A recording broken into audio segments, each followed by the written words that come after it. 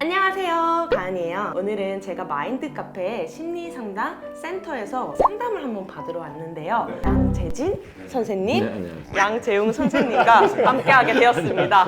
인상적이네요. 네, 절로 가다가 그래도 제가 형이라고 일로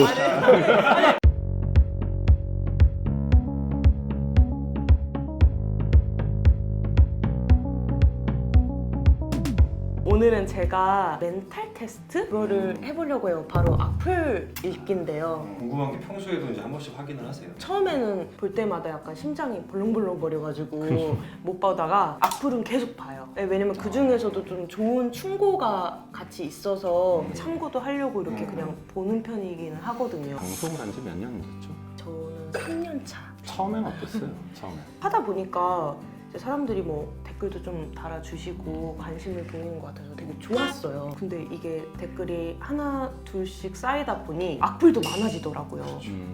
나 못 보겠다고 남편한테 이거 대신 좀 봐달라고. 사실은 일반적인 사회생활을 하는데도 10명을 만났을 때 10명 중에 10명이 다 나를 좋아할 리는 없잖아요. 다만 그들은 속내를 감추고 나에게 싫다는 표현을 안 할 뿐이지. 문제는 이제 익명 속에 숨어서 댓글을 다는 그 과정 속에서는 싫어하는 사람이 싫어하는 티를 낼 수밖에 없다는 거죠. 내도 괜찮기 때문에. 그래서 내가 일반적인 사회생활에서 경험할 수 없었던 것들을 댓글에서는 악플로서 경험을 하게 된다고 저는 생각을 하거든요. 처음하고 똑같이 심장이 벌렁거리거나 너무 상처가 되면 안 보는 게 답이고, 그게 아니라 나는 보는데 좀 화가 나가지만 그래도 내 볼만하다 그러면 봐도 괜찮다고 생각을 해요. 동현님이 이제 대신 읽어주실 적이 있다고 하셨는데 그때 이제 어떤 느낌이셨어요? 살을 많이 쳐내가지고 얘기를 하셨는지. 아니요, 저는 그냥 있는 그대로 이렇게 있는 몸이 그대로. 건조하게 야 너 돼지 같아. 무슨 시리가 읽어주는 것도 아니고. 악플 쓰는 분들은 항상 악플을 쓰고 다니는 느낌이 들더라고요. 소수인데 활동력이 되게 강한 것 같아요. 네. 읽을까요? 평소 읽는 톤으로 읽어주세요. 푸사부터가 사기인데 꽃냄새. 이 댓글 진짜 엄청 많이 달리는 악플인데 까니짱이라는 네네. 본 채널에서 있는 푸사가 사실 그게 살이 지금 엄청 많이 쪘어요. 사람들이 자꾸 그게 이제 사기다, 얼굴이 너무 다른 거 아니냐, 이 악플이 진짜 오래됐어요. 이거 한 1년 정도 된 것 같아요. 그럼 최근 사진으로 바꿀 법도 한데 안 바꾸시. 하지만 나의 리즈 시절을 그리고 그 푸사 있는 사진을 보고 아, 이 사람 채널이다라고 알아보는 것도 있기 때문에 갑자기 푸사를 바꿔버리면 맞아. 이건 어느 채널인데 알림이 왔지? 약간 브랜드를 바꾼 느낌일 수도 있겠고. 네. 이번엔 외국 분인데 You very fat. 이거는 뭐 별로 이제는 괜찮아요. 이건 진짜. 앞에 아버지신가요? 아이고. 근데 뭐 또 반대로 얘기하면 가은 씨가 되게 어려 보인다는 얘기도 되니까. 네, 저는 아무렇지 않습니다. 너무 아무러신데. 동물도 방송하네. 동물. 근데 동물이라 했으니까 사람도 동물이지. 근데 뭐. 이 사람이 웃긴 게 뭐냐면 동물을 좋아하는 것 같아. 왜? 닉네임이 아나콘다야. 먹방 보고 식욕 떨어져 보긴 처음이다. 외모는 사실 그냥 넘기겠는데 이건 내가 진짜 뭐가 잘못됐나? 컨텐츠에 대한. 네. 프로페셔널한 부분인데. 네, 좀 확인은 해봐요. 생각해보면 너 양치 안 했냐? 숨 쉬지 마, 냄새나. 정신이 온전치 않아 보여요. 내가? 이 아주머니가 왜 300만? 아주머니. 이거 어때요? 뭐 이렇게 생각하실 수도 있겠구나. 그냥 존나 떡두꺼비처럼 생겼다. 발음 찰지네요. 떡두꺼비? 가은 씨가 방송을 하나 올리면 보통 좋아요가 몇 개 정도 달리죠? 한 25,000개 정도. 그게 맞아, 달리지. 평균인 것 같아요. 25,000개 중에 33이면 이건 네. 정말로 의미 없는 숫자잖아요. 또 있어요. 참신한. 많이 보내주셨어요, PD님. 저분이 혹시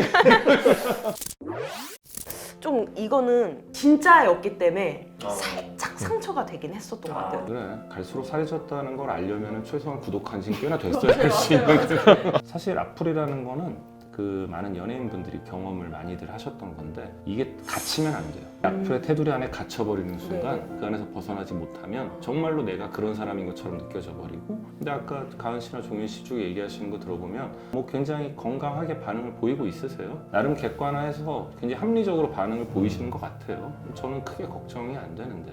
이제 가끔씩은 이렇게 좀 저주성 댓글이 있어요.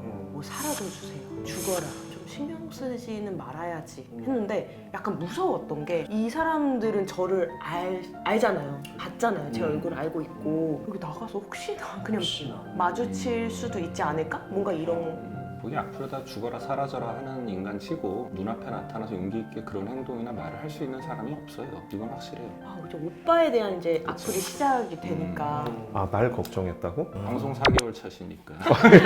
제가 말을 잘 안 하는 편이긴 한데 저도 제가 너무 힘들고 이런 일이 있을 땐 얘기를 하거든요. 근데 진짜로 안 힘들어서 얘기를 안 하는 거라서 그냥 걱정을 안 했으면 좋겠어요. 그럼 다행히 네. 제가 영상 보던 중에 네. 이상한 씨가 이제 스트레스 받으면 그냥 다 잔다라고 얘기를 하시는데 맞아요. 네네. 디나이얼이라고 이제 저희가 얘기하는데 마음에 불편한 것들이 생겼을 때 밖으로 막 표현해버리는 사람들이 있고 네네. 그냥 참는 사람이 있고 무시해버리는 사람이 있는데 이제 회피하거나 무시하는 사람들이 잠을 자거나 이제 이런 식으로 계속 누르거든요. 근데 그런 것들이 술을 먹었을 때 이제 술버릇. 술버릇. 가끔씩 술을 마시면 막 표출할 때가 있어요. 문제가 내가 감당하기 너무 큰 게 와버리거나 이게 계속 오랫동안 지속이 돼서 쌓이다 보면은 내 안에서 소설을 쓸 가능성도 꽤나 있고요. 일어나지도 않은 일을 미리 걱정하면서 네, 맞아. 자꾸 소설이 만들어져요. 그거는 조금 조심하셔야 돼요. 안 그러면은 정말로 이만큼만 힘들면 될 거를 네. 자기가 쓴 소설 전체를 다 힘들어하기 때문에 지쳐버린다고요. 정확히 말씀해 주셨고 그래서 제가 항상 지쳐요. 항상 진짜 이게 남편한테 그렇게 나 너무 힘들고 지친다 지금 그러는데 이해를 잘 못하죠. 왜냐면 말을 앞에는 얘기를 안 하고 그게 뭐 마인드 카페에 와서 네네네. 상담을 받으시는 것도 하나의 방법이 될 수 있고 네. 그런 어떤 네트워크는 계속 유지를 하고 가셔야 돼요. 그러니까 결국에 내 안에 답이 있다라고 하긴 하지만 그게 내 감정과 기억과 이런 것들이 뒤섞이면서 왜곡되기가 쉬워지고 내가 잘못했던 결정을 다시 반복하기가 쉬워지거든요. 근데 그것들을 막고 뭔가 조금 숨통이 트이려면 다른 어떤 루트는 반드시 필요한 거죠. 너무 정확하게 찝어주셔가지고 너무 놀랐어요. 오늘 이렇게 좀 저희가 악플 읽기를 하면서 제가 그동안 좀 느꼈던 악플에 대한 감정을 한번 얘기를 해봤는데 앞으로 조금 더 악플에 대해 더 대처를 잘할 수 있을 것 같아서 지금 잘하고 계신 것 같아요, 사실. 강승윤이라는 그 연예인이 네. 바른 씨가 조이님이랑 하는 방법이랑 되게 비슷해요. 택도 없는 것들을 그냥 차단 넘기고 노래 진짜 못 만들어, 쟤 진짜 기타 별로야 막 이런 것만 딱 꼬집어가지고 자기의 개발의 동기로 쓰더라고요. 그런 것만 잘 발췌해서 최대한 이성적으로 접근하면 괜찮지 않을까. 좋은 친구만 잘 고르시면 될 것 같아요. 그 안에 절대 갇히지 마세요. 네. 잘하고 계십니다. 감사합니다. 감사합니다. 오늘도 영상 시청해주셔서 감사합니다. 네, 감사합니다.